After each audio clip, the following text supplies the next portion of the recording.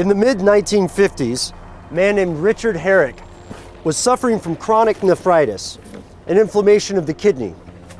At the time, this was a death sentence. This is the moment when your doctor would tell you to make your peace. However, Richard had a twin brother named Ronald Herrick, and Ronald could not stand to see his brother die. And he asked the doctors to do something that had been attempted many times, but never successfully. And in December of 1954, Ronald Herrick became the world's first successful organ donor. Successful by which we mean he survived. Every year, according to the Department of Health and Human Services, 2,000 new names are added to the list of people waiting for an organ. It's a global trade, but it's not always consensual. This week, Matt and Noel and Scully and I are looking at the dark side of organ transplants and organ donation. We're looking at what's called the red market, organ trafficking. Make no mistake, this is a global business, and the UN recognizes the problem. They have 3 broad classifications for types of organ trafficking, and they're all based on the circumstances of the victims, or donors. The first type is the thing you've probably heard about before, the urban legend, the trope in fiction. Somebody wakes up in a bathtub full of ice and they have a scar running down their side with fresh surgical staples. This does happen, but not nearly as often as fiction would have us believe. The second type, which does happen more often, is that people in impoverished or difficult circumstances actually sell their organs to someone else for a scandalously low price. This is common enough that you can find clusters where this practice continues, by which we mean a city, a neighborhood, a refugee camp, a village where this is common, and you can see photographs of people lined up with these scars.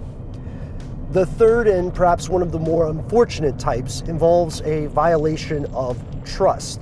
This is where someone, again impoverished, has an operation, usually a much needed medical operation, and in the course of that operation, sometimes without even fixing the original ailment, the medical staff takes a kidney or maybe a lung or even a heart on their way out. And why do we mention kidneys? It's because the kidney is the most commonly illegally trafficked organ, by which we mean that 5 to 10% of all kidney transplants across the planet are illegal. And the process continues today. At this point, there isn't an alternative to the red market. There's not enough legal supply to meet increasing demand.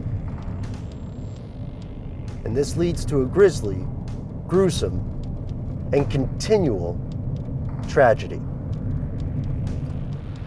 All of which leads us to one inescapable question. What happens next?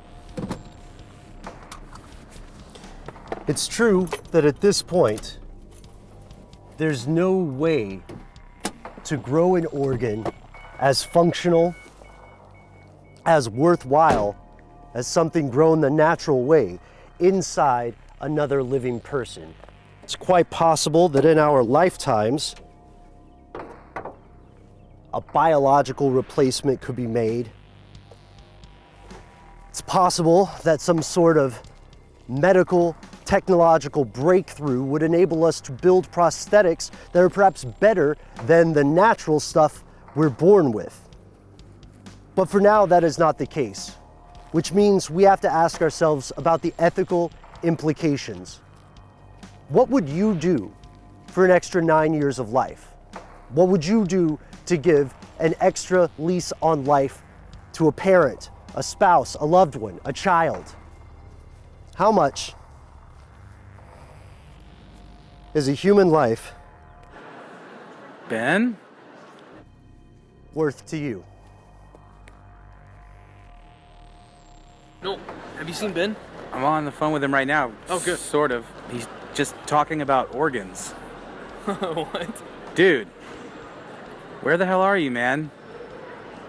Seriously, Where are you?